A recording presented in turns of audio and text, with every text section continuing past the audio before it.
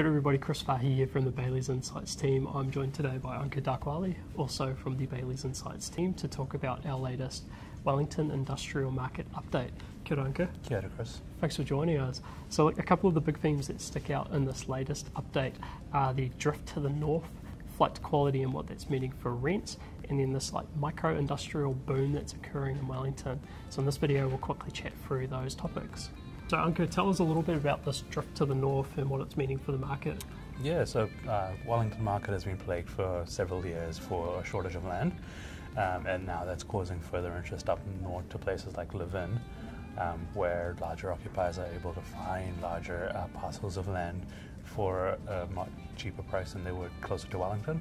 Yeah, it's also interesting because I guess it's availability of land, but also the ability to access some of those lower North Island distribution locations, which is pretty interesting. And so next topic is the flight to quality and what that's meaning for rents within the Wellington market.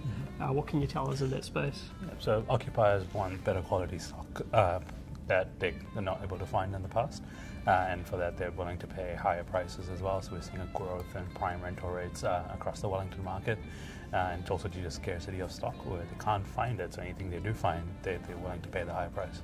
Yeah, no, it's interesting because you see that come out in the vacancy rates, where if we look at the Wellington industrial market, it's just these extreme low vacancy rates. And it's funny because we talk about the Auckland industrial market being tight, but then you look at the Wellington statistics and they're even tighter. Yeah, so the Wellington market is running at a lower vacancy rate than Auckland at the moment. And you got sub-locations like Granada, you got Porirua, and you also got Lower Hutt that are all sub 1%, which is historic. Yeah, just amazing. And if you put that in context, so in 2011, the vacancy rate across the Wellington region was about 7.3%, so 7.3, and 2021, 1.3%. So it's just this absolute absorption of stock, minimal vacancies, and it's making it real hard for tenants to actually find vacant spaces. So then the third big theme is this micro-industrial boom that's happening in Wellington. What is micro-industrial and what's happening? Yeah, so micro-industrial is anything between 50 and 250 square meters, and we're seeing multiple developments of these across the whole region in Wellington. And this is also introducing a new set of investors to the market, where for some of them, that is the first industrial investment.